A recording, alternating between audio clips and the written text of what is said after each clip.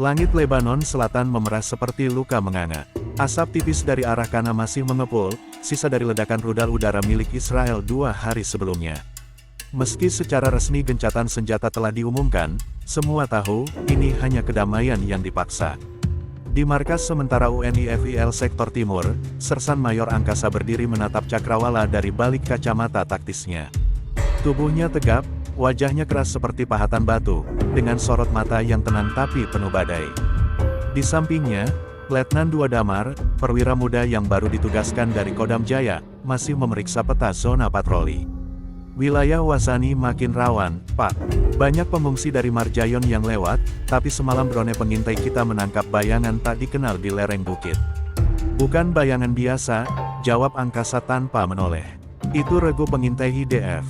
Mereka pakai pola patroli lama, zigzag menyusuri perbatasan. Mereka menguji reaksi kita. Damar terdiam. Dia belum lama bergabung dalam pasukan perdamaian. Idealismenya masih segar, tetapi realita mulai menggigit. TNI di bawah misi PBB ini disebut sebagai pasukan netral, namun netralitas seperti ilusi dalam perang yang penuh motif terselubung. Pak, saya dengar, pasukan kita disusupi agen asing. Itu benar, bisik Damar pelan. Angkasa menoleh perlahan. Lebih dari itu, PBB tahu. Tapi mereka diam. Amerika terlibat, Mossad menunggangi operasi kemanusiaan. Kita di sini bukan penjaga perdamaian. Kita perisai hidup di tengah konflik yang mereka kendalikan dari meja rapat di New York. Letnan Damar menelan ludah. Semua bisik-bisik di antara tentara kini terasa nyata. Ia mulai mengerti mengapa Sersan Mayor Angkasa begitu berbeda dari perwira lain. Terlalu tenang, terlalu tahu, seolah ia bukan cuma tentara, tapi saksi zaman. Malamnya, patroli malam digelar. Angkasa memimpin langsung unit 7 orang menyusuri jalur sempit di dekat Sungai Litani. Di tengah gelap, hanya suara jangkrik dan angin gurun yang menemani. Tiba-tiba, suara samar terdengar dari radio tentara. Bravo 1, ada gerakan tak dikenal di koordinat 07, 120, dekat reruntuhan tua. Hati-hati, over. Angkasa mengangkat tangannya, memberi aba-aba. Tim berhenti. Reruntuhan tua itu dikenal sebagai situs kuno yang pernah menjadi tempat ritual keagamaan zaman Fenisia. Tak ada siapapun yang berani mendekat.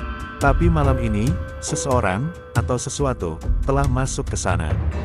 Damar, kau ikut aku. Yang lain, bertahan di perimeter, perintah Angkasa. Mereka berdua masuk ke celah reruntuhan, dan di sana, tersembunyi di balik semak berduri, mereka menemukan lubang gelap seperti gua. Udara dari dalamnya dingin, padahal suhu malam mencapai 35 derajat. Ini, bukan biasa, gumam Angkasa. Ia menyentuh tanah, meraba pahatan samar yang tergurat di batu dinding. Simbol aksara tua muncul, dan sebuah mantra terpahat dalam bahasa Jawa kuno. Sing bisa melayu antarane jagat, ora bakal mati anggone perang. Rawa rontek mung kanggo sing suci tekad lan resik ati. Pak, ini apa? Tanya Damar lirih. Angkasa menatap Damar, kali ini matanya bersinar.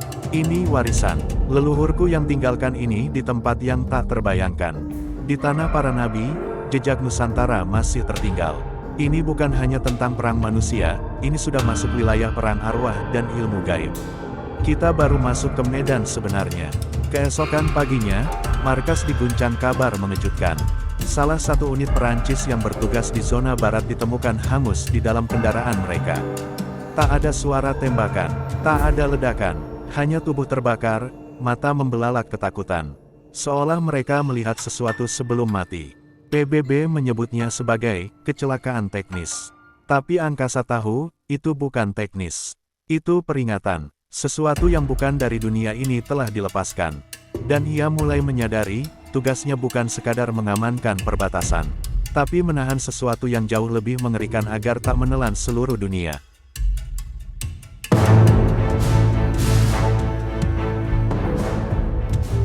Malam turun di Wazani, dan udara menjadi lebih tebal dari biasanya. Seakan setiap molekulnya membawa rahasia yang belum terucapkan. Sersan Mayor Angkasa berdiri di depan lubang reruntuhan yang mereka temukan semalam. Bersamanya, Letnan Damar dan 3 prajurit lainnya bersiap turun. Perintah PBB tidak mengizinkan penggalian ilegal, ujar Damar ragu. Kalau kita masuk tanpa izin, kita bisa dilaporkan sebagai penyusup. Angkasa hanya menatapnya. Ini bukan soal izin, nak. Ini soal nyawa, lebih dari itu, ini tentang menjaga keseimbangan dunia. Dengan perlengkapan minim dan senter taktis, mereka menuruni lorong sempit itu. Gua makin dalam, dan dindingnya berganti dari batu alam menjadi struktur buatan manusia, batu-batu tersusun rapi, seperti fondasi bangunan kuno.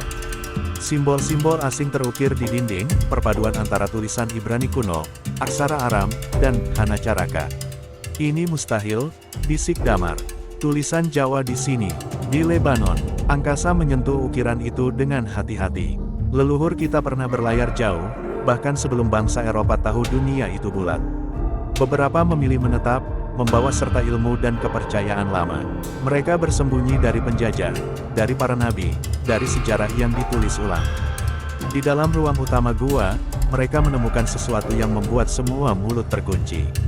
Sebuah altar batu. Di atasnya, tengkorak manusia disusun membentuk simbol bintang terbalik. Di sekelilingnya, patung-patung dengan wajah manusia namun mata reptil berdiri tegak, menatap kosong ke segala arah. Di dinding, lukisan-lukisan kuno menggambarkan manusia dibelah dua, satu tubuh di bumi, satu tubuh di langit. Ini bukan sekadar situs, kata angkasa. Ini portal. Salah satu prajurit, Prakaseno, tiba-tiba gemetar. Pak, ada suara, dari dalam tanah. Sebelum ada yang sempat merespons, lantai di dekat altar retak. Suara desis keluar seperti napas dari alam lain. Tiba-tiba, senter mereka mati serentak. Kegelapan total, hanya suara nafas dan degup jantung yang terdengar. Lalu, sebuah suara, bukan dalam bahasa yang mereka mengerti, bergema dari dalam gua. Ki, Sing Rasuk Jagat, Wistangi.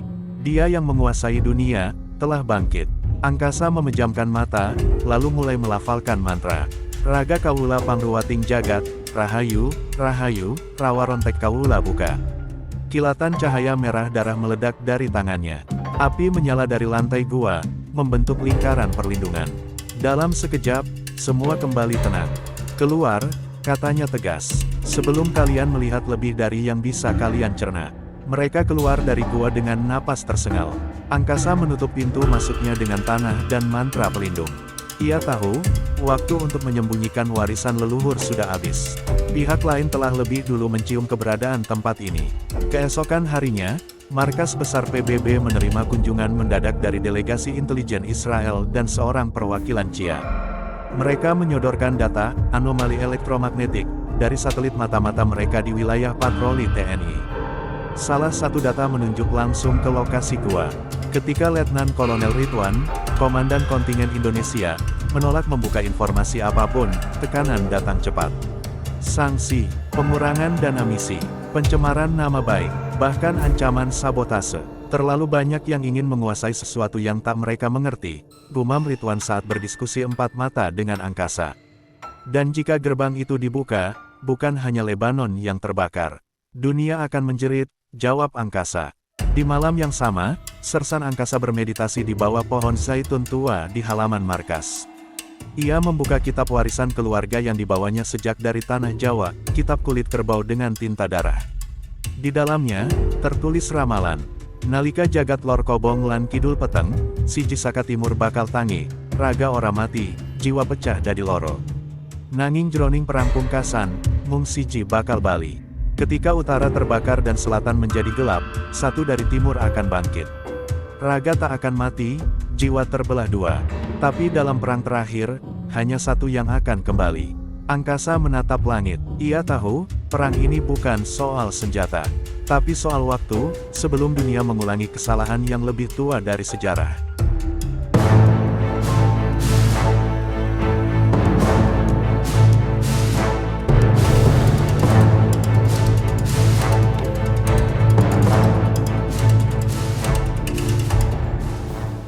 Langit Lebanon kembali mendung, tapi bukan karena awan.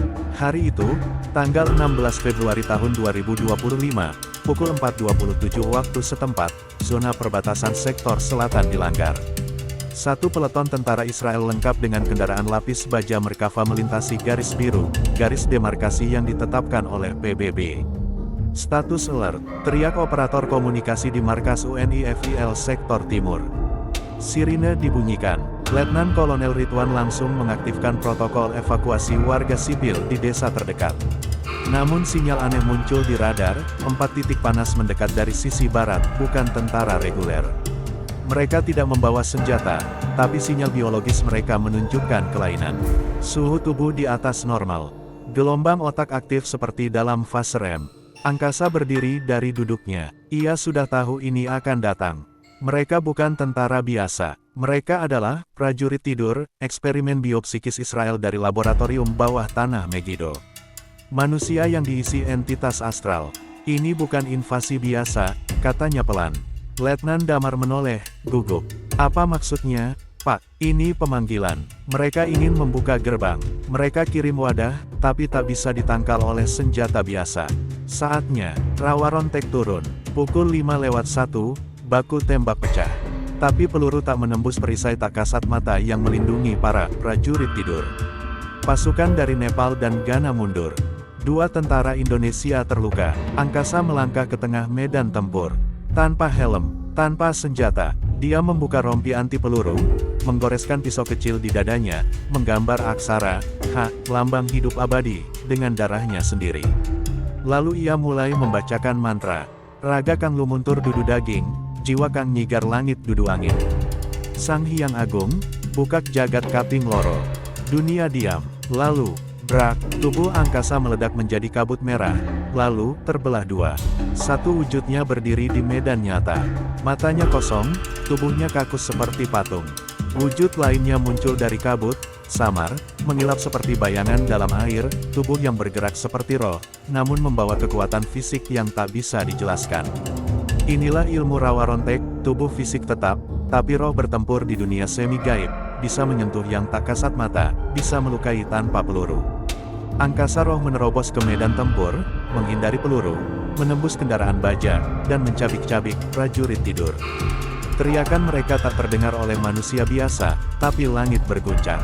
Gempa kecil terasa hingga ke desa Houla. Salah satu tentara Israel mencoba menembakkan RPG ke arah angkasa.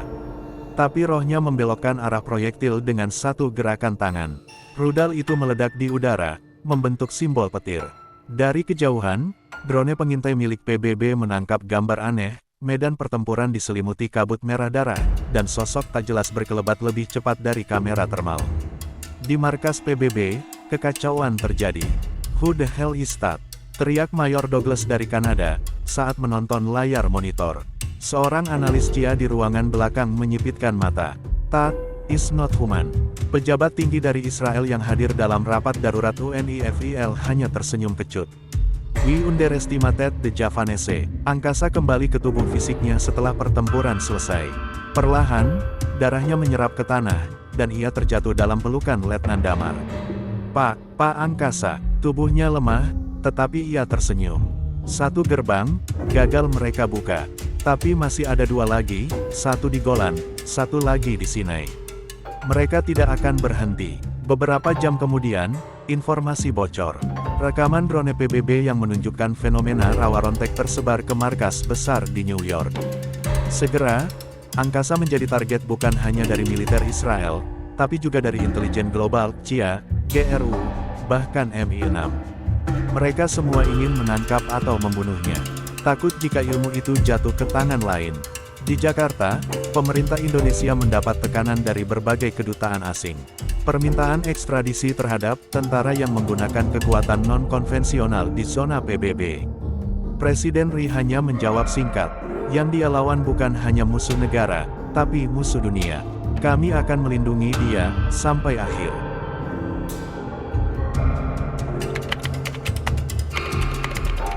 Markas besar PBB, New York.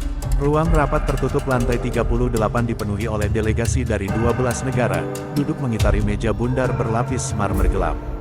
Di layar utama, video drone dari Lebanon diputar ulang tanpa suara, sosok merah membelah medan perang, tubuh manusia berubah menjadi 2 entitas, lalu hening.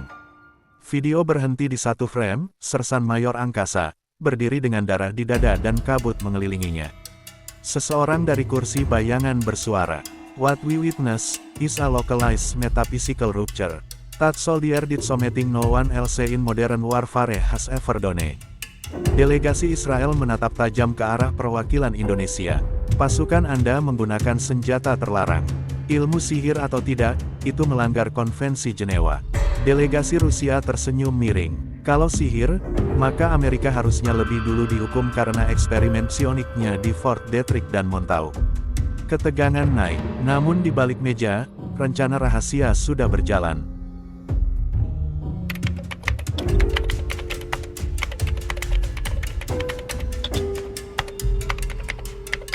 Kepala IRN, Brigjen Retno Astari, menerima laporan kode hitam dari satelit milik Cina yang melintasi Lebanon. Bu Retno, ujar analis muda, ada sesuatu yang lebih besar. Gua yang ditemukan sersan angkasa di Wazani itu, punya koordinat hampir sejajar dengan dua titik lain, satu di dataran tinggi Golan, dan satu lagi di Sinai Selatan. Jika dihubungkan, mereka membentuk segitiga. Segitiga Medan Iblis, Retno membatin. Ini bukan sekadar portal, ini jaringan. Ia segera menghubungi Presiden. Yang Mulia, saya minta izin operasi luar protokol. Kita harus amankan angkasa. Semua kekuatan intelijen global sedang memburunya. Cia mengaktifkan tim hitam. Mossad sudah di perbatasan. Bahkan Prancis dan Vatikan juga menurunkan tim spiritual mereka. Di ujung sambungan, Presiden Ri hanya menjawab satu kalimat. Lindungi dia, apapun harganya. Angkasa bersembunyi di ruang bawah tanah bekas biara Maronit di selatan Libanon, ditemani Letnan Damar dan dua prajurit pilihan. Namun kesehatannya menurun, efek dari rawa rontek terlalu sering dipakai. Mati bukan musuhku, ujar angkasa lemah. Tapi yang akan bangkit, itu lawan semua manusia. Damar menyodorkan dokumen yang diselamatkan dari Gua Wazani. Ada peta kuno, dan sehelai naskah dari abad ke-14, berisi kisah, 3 gerbang jagat, dan penjaga dari timur, mitos lama tentang keturunan leluhur Majapahit yang ditugaskan menjaga keseimbangan dimensi. Apa maksudnya kita? Tanya Damar. Bukan kita, tapi aku. Aku adalah keturunan terakhir dari garis rawa rontek. Dan jika aku mati, gerbang terakhir tak punya penjaga. Tiba-tiba, alarm bergerak berbunyi. Sinyal pergerakan dari luar. Mereka diserbu. Pasukan khusus Israel dengan dukungan unit Cia dan 2 agen MI6 menyusup ke lokasi. Tapi saat mereka menyerbu ruang bawah tanah, mereka mendapati sesuatu yang tak masuk akal. Sersan angkasa duduk tenang, memejamkan mata. Wujudnya tak bergerak, namun para penyerang mulai berteriak. Satu demi satu melihat ilusi dari masa lalu mereka. Ibu mereka menangis, anak mereka mati, dosa mereka diseret keluar dari alam bawah sadar. Letnan Damar hanya bisa menyaksikan tubuh-tubuh itu ambruk satu persatu, menjerit, menangis, bahkan bunuh diri. Dia menekan mereka dari dalam, gumam Damar. Rawa rontek bukan sekadar ilmu perang. Ia mencabik dimensi kesadaran. Namun kekuatan itu menyedot jiwa angkasa semakin dalam. Ia sadar, tubuhnya akan segera remuk. Ia butuh warisan itu diteruskan. Damar, bisik angkasa di tengah setengah sadar. Kau harus meneruskan ini. Aku ajarkan kau, tapi harus ada perjanjian. Perjanjian, tanya Damar. Sekali kau menerima rawa rontek, hidupmu tak lagi milikmu. Kau bukan lagi manusia utuh, tapi penjaga batas dunia. Di bawah katedral tua di Roma, sekelompok imam rahasia Vatikan membuka kembali naskah kuno Liber Daemonis Orientis, buku iblis dari timur. Dalamnya, tercatat nama kuno, Raksapati Angkasa, sang penjaga dimensi dari Nusantara. Dia bangkit, ujar salah satu kardinal tua. Gerbang Sinai akan terbuka. Jika tak dihentikan, dunia akan berganti. Bab ini berakhir dengan 2 kutipan. Lebih besar dari, perang ini bukan lagi soal negara, tapi tentang hak siapa yang menentukan realitas. Lebih besar dari, dan kadang, hanya yang pernah mati yang bisa menyelamatkan yang hidup. Jika kamu ingin lanjut, bab 5 berjudul, Sinai Menyala, Dunia